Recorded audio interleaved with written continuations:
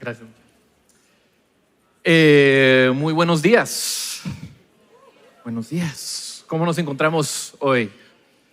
Voy a empezar disculpándome porque no les traje ningún libro mío para regalar. Pero les prometo que para la próxima sí les traigo algo. Solo me falta escribirlo. Pero ahí estará.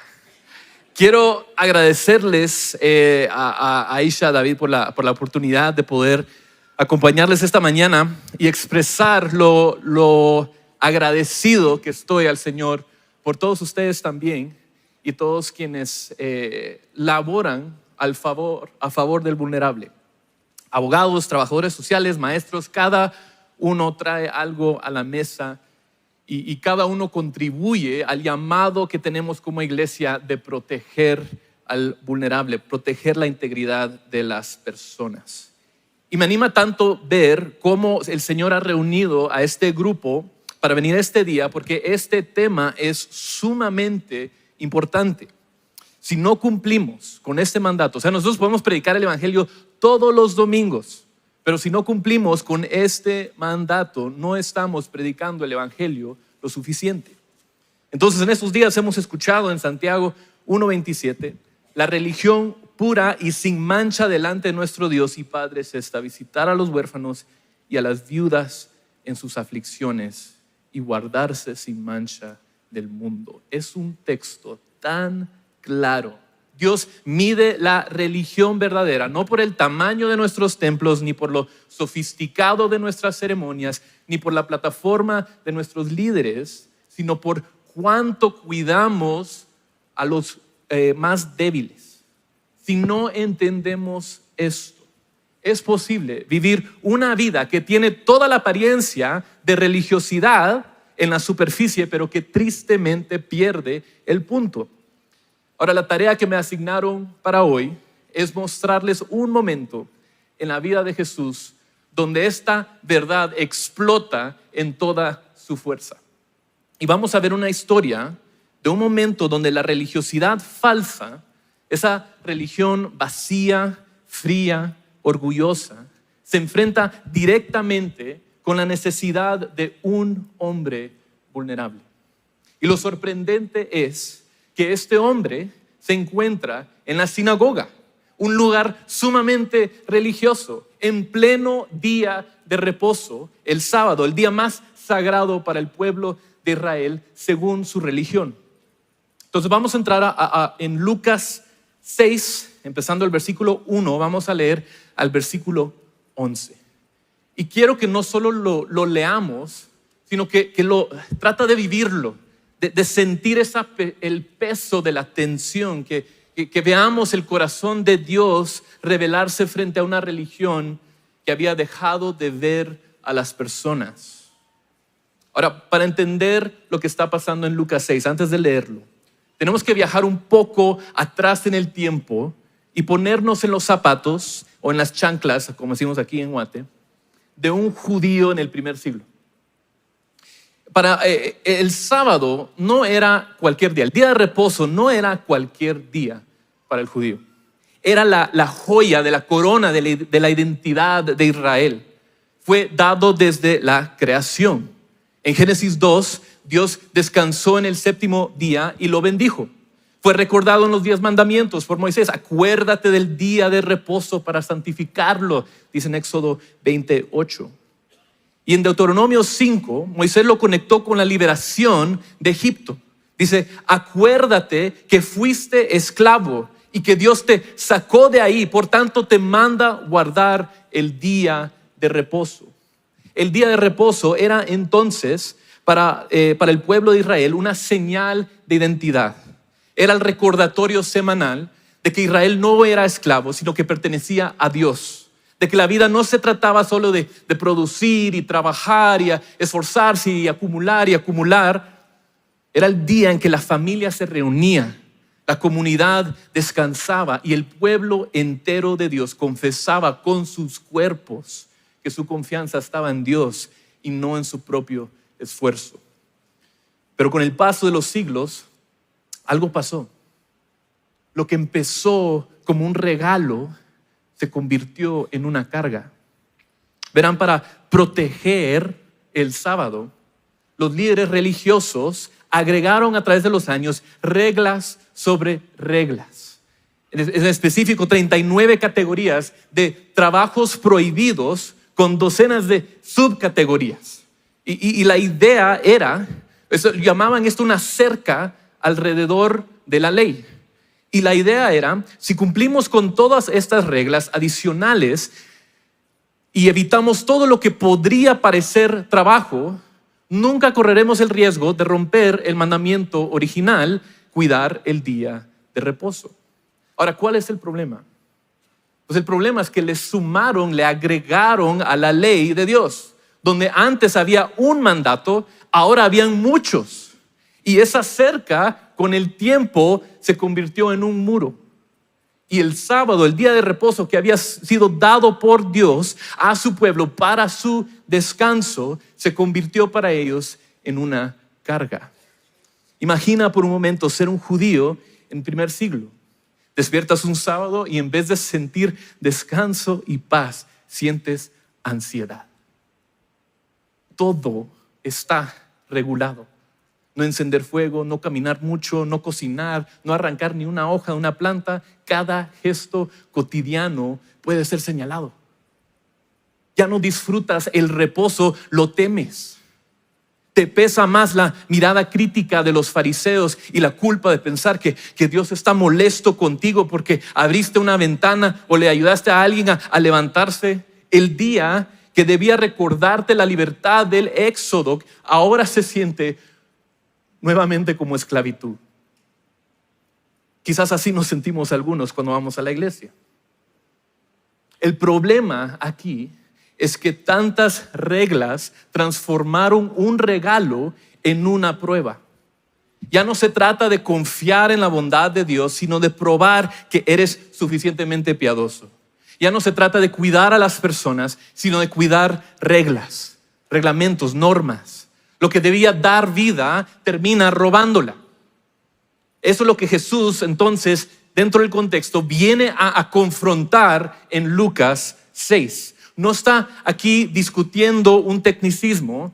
Aquí vamos a ver cómo Jesús está desenmascarando un sistema que había puesto la ley por encima de las personas. Con esto en mente, entonces, leamos Lucas 6, empezando en el versículo 1. Y vamos a ver en este pasaje realmente dos choques, dos confrontaciones en el día de reposo. Entonces empecemos entonces en el versículo 1. Aconteció que un día de reposo Jesús pasaba por unos sembrados y sus discípulos arrancaban y comían espigas, restregándolas entre las manos. Pero algunos de los fariseos dijeron: ¿por qué hacen ustedes lo que no es lícito en el día de reposo? Jesús les respondió: ni siquiera han leído lo que hizo David cuando tuvo hambre, él y los que con él estaban. Cómo entró en la casa de Dios y tomó y comió los panes consagrados, que a nadie es lícito comer sino solo a los sacerdotes, y dio también a sus compañeros. También les decía: el Hijo del Hombre es Señor del día de reposo. Ese es el primer choque, la primera confrontación. Sigamos leyendo. Versículo 6. Y en otro día de reposo entró en la sinagoga y enseñaba. Y había ahí un hombre que tenía la mano derecha seca. A fin de encontrar de qué acusar a Jesús, los escribas y los fariseos lo observaban atentamente para ver si sanaba en el día de reposo. Pero él sabía lo que ellos estaban pensando y dijo al hombre que tenía la mano seca: levántate y ven acá. Y él, levantándose, se puso de pie. Entonces Jesús les dijo: yo les pregunto, ¿es lícito en el día de reposo hacer bien o hacer mal? ¿Salvar una vida o destruirla?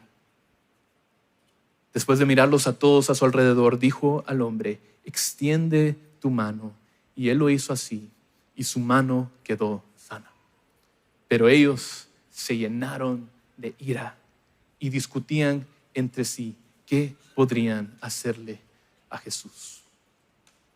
Nuevamente, en este pasaje vemos dos choques, dos escenas impactantes. La primera escena, en los primeros 5 versículos, es casi cómica en su sencillez. Jesús y sus discípulos caminan por un campo de trigo, tienen hambre, arrancan unas espigas, las frotan en las manos y comen. Pero los fariseos, que parecían estar siempre al acecho, saltan como si hubieran atrapado a criminales y le dicen: ¿por qué hacen ustedes lo que no es lícito en el día de reposo? Ahora, la acusación parece sencilla, pero está cargada de implicaciones. Porque según la tradición oral farisea, lo que los discípulos acaban de hacer es violar múltiples formas de trabajo prohibido, según ellos, en el día de reposo. Ahora, aquí es donde vemos la cerca alrededor de la ley. Al arrancar espigas, según los fariseos, estarían cosechando. Al frotarlas entre las manos, estarían trillando. Al soplar la cáscara, estarían aventando. Y al comerlas, estarían preparando alimento. Todo eso, según ellos, estaba prohibido en el día de reposo. Ojo, no por mandato directo de Dios, sino por la tradición acumulada de siglos. Ahora, Jesús podría haber debatido técnicamente. Podría citar Deuteronomio 23, donde se permitía a los viajeros comer de un campo ajeno, pero no lo hace. En vez de eso, cuenta una historia. David, el ungido de Dios, hambriento y desesperado, comió del pan consagrado, reservado para sacerdotes. ¿Y qué pasó? Dios no lo condenó. ¿Por qué? Porque en el corazón de Dios la vida pesa más que el ritual. La misericordia pesa más que la norma. Entonces ahí Jesús suelta la bomba, tira una granada y dice: el Hijo del Hombre es Señor del día de reposo. Y ahí está el punto. El sábado, el día de reposo, no es el dueño de Jesús. Jesús es el dueño del día de reposo. Él no vino a abolir la ley, sino a cumplirla. Y en ese cumplimiento está devolviéndole al día de reposo su propósito original: ser un regalo para el hombre, no una carga sobre él. Y esto es clave porque Jesús está diciendo que Él es quien establece, define y determina el propósito de la ley, no los fariseos. Él es quien define qué es la religión verdadera y qué no lo es. Y Jesús dice que la misericordia, la vida, las personas pesan más que las reglas o los rituales vacíos. Ahora, esta confrontación prepara la escena para lo que estamos a punto de ver, la segunda confrontación en el día de reposo. Ahora, la segunda escena es aún más dramática. No estamos en un campo, sino que esta vez estamos en una sinagoga, el lugar de enseñanza, de oración, de lectura de la ley, el lugar donde uno esperaría encontrar descanso para el alma. Y ahí nos encontramos con un hombre con la mano derecha seca. No sabemos su nombre, no sabemos su historia, únicamente su condición. Pero sabemos esto: en una sociedad donde trabajar con las manos era esencial, su discapacidad lo marginaba. Era un hombre incompleto a los ojos de los demás. Probablemente dependía de otros para sobrevivir. Tal vez era objeto de burla. Y ahora está en la sinagoga bajo la mirada de todos. Y no está solo. También están los fariseos observando, no con ternura, sino con frialdad. Lucas nos dice que lo vigilaban para ver si Jesús lo iba a sanar en el día de reposo para poder acusarlo. ¿Se dan cuenta de lo retorcido que es eso? Para ellos, el hombre en esa condición no es un prójimo, es una trampa. No es una persona, es una excusa. No ven su dolor, ven una oportunidad de juzgar. Jesús lo sabe, conoce sus pensamientos y deliberadamente pone a este hombre en el centro de la atención. Dice: levántate y ven acá. Todos lo miran, silencio total, el hombre expuesto. Y Jesús pregunta, ¿es lícito en el día de reposo hacer bien o hacer mal? ¿Salvar una vida o destruirla? Es una pregunta que atraviesa los siglos. Es una pregunta que desarma excusas, porque la respuesta es obvia. Siempre es lícito hacer el bien, siempre es lícito salvar, y sin embargo los líderes callan y su silencio es más condenatorio que 1000 acusaciones. Entonces Jesús le dice al hombre, extiende tu mano, y al instante la mano se restaura. El día de reposo cobra vida. La misericordia se hace visible. La gloria de Dios brilla en un hombre que había sido olvidado por las personas que debieron haberlo cuidado. ¿Y cómo responden los fariseos? Con furia, con odio en sus corazones, con planes de matar a Jesús. Aquí vemos dos religiones enfrentadas.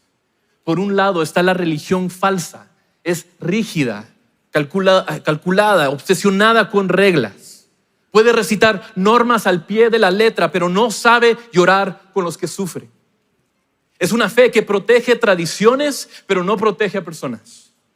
Y al final es fría, indiferente e incapaz de entender y extender misericordia.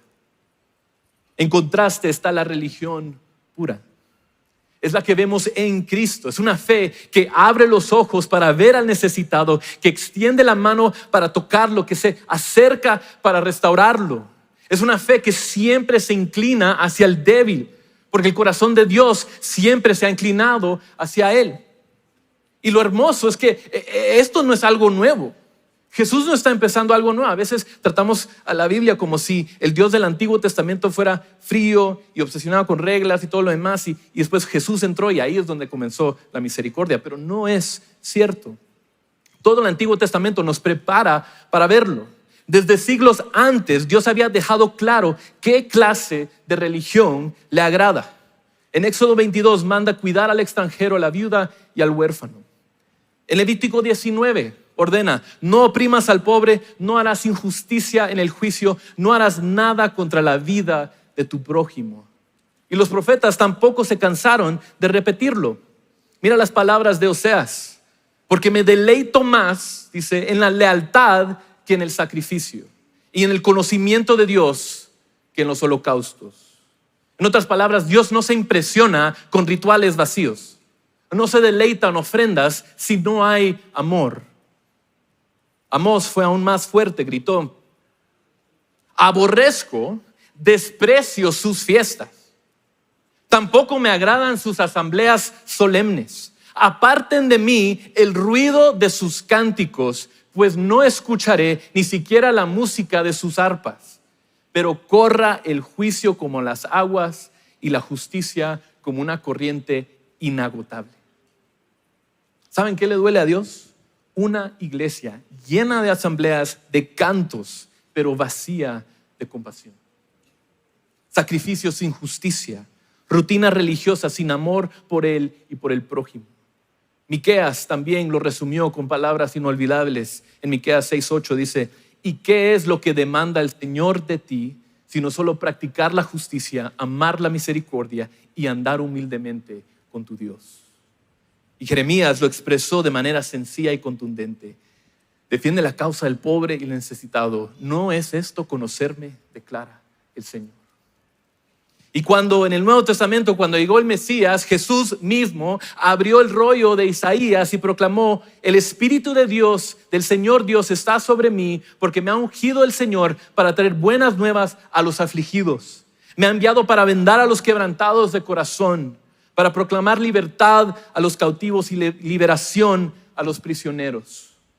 Lo ven, el corazón de Dios nunca ha cambiado. Desde el principio, Él ha sido el defensor del vulnerable, el protector del olvidado y el refugio del débil. Desde tiempos antiguos, Dios prometió enviar a alguien que traería esperanza a los necesitados. Jesús no solo leyó esa promesa, la cumplió. Jesús, al sanar al hombre con la mano seca, no inventa algo nuevo. Lo que hace es mostrar en carne y hueso el mismo corazón que ya latía en las páginas del Antiguo Testamento. Y aquí es donde esto nos confronta. Porque Lucas 6 no es solo un relato histórico, es un espejo. Cuando una iglesia invierte más en edificios que en huérfanos o personas vulnerables, se parece más a los fariseos que Jesús. Cuando un cristiano se escandaliza por la ropa de alguien en el culto, que por la violencia que esta persona sufre en casa, está practicando una religión falsa. Cuando preferimos mantener nuestra reputación y apariencia intacta que caminar con un adicto, una viuda o un niño abusado, hemos perdido el corazón del evangelio. La religión pura no es cómoda. Nos interrumpe, nos incomoda. Nos exige abrir los ojos, los bolsillos, los calendarios. Nos lleva a abrazar a los que el mundo ignora. Ahora, hablamos mucho del día de reposo. Y quizás te estás preguntando qué tiene que ver eso con todo lo que hemos visto en estos últimos días. Pues regresemos a lo que Jesús dijo acerca de sí mismo. ¿Por qué Jesús puede decir, yo soy el Señor del día de reposo? Porque Él mismo es nuestro descanso. En la cruz llevó nuestro peso, nuestro pecado, nuestra religiosidad hipócrita, y al resucitar abrió la puerta a un descanso eterno. No solo un día libre, sino una vida reconciliada con Dios. Hebreos 4 dice que queda un reposo para el pueblo de Dios. Ese reposo no es una fecha en el calendario, es una persona, es Cristo mismo. El hombre de la mano seca fue sanado físicamente, pero tú y yo en Cristo somos sanados espiritualmente. Donde el pecado nos paralizó, el evangelio nos restaura. Donde la vergüenza nos marchitó, la gracia nos revive. Este relato termina con los fariseos tramando matar a Jesús. La religión falsa odia la misericordia, porque la misericordia revela el corazón de Dios. Y sin embargo, fue precisamente en la cruz donde parecía triunfar la religión hipócrita, ¿verdad? Que la misericordia, pero ahí fue donde la misericordia de Dios se desbordó sin medida. Hermanos, la pregunta que queda es simple. ¿Qué tipo de religión estás practicando? ¿Una religión que sacrifica personas por tradiciones? ¿O una religión que sacrifica tradiciones por personas? ¿Una religión que vigila reglas? ¿O una religión que restaura a personas? ¿Una religión que cumple con las apariencias? ¿O una religión que abraza al vulnerable? La invitación de Jesús sigue siendo la misma. Extiende tu mano. Extiende tu mano quebrada, seca, vacía, y déjate restaurar por Él. Y siendo una vez restaurados, vayamos y seamos instrumentos de restauración en el nombre de Jesús, porque la religión pura no se trata de construir monumentos, sino de levantar al marginado y apuntarlos a Cristo. Amén. Oremos. Señor Jesús, perdónanos cuando hemos preferido reglas a personas, cuando hemos cuidado rituales y descuidado al vulnerable, cuando hemos cantado fuerte en la congregación pero callado ante la injusticia. Haznos una iglesia que ama como tú amas, que defienda como tú defiendes, Señor, que vea en cada vulnerable el rostro de tu imagen. Señor, te pedimos que nuestra religión no sea ruido vacío, sino un reflejo de tu misericordia. Te amamos, Señor, porque tú nos amaste primero. Es en el nombre de Jesús que oramos. Amén y amén. Muchas gracias.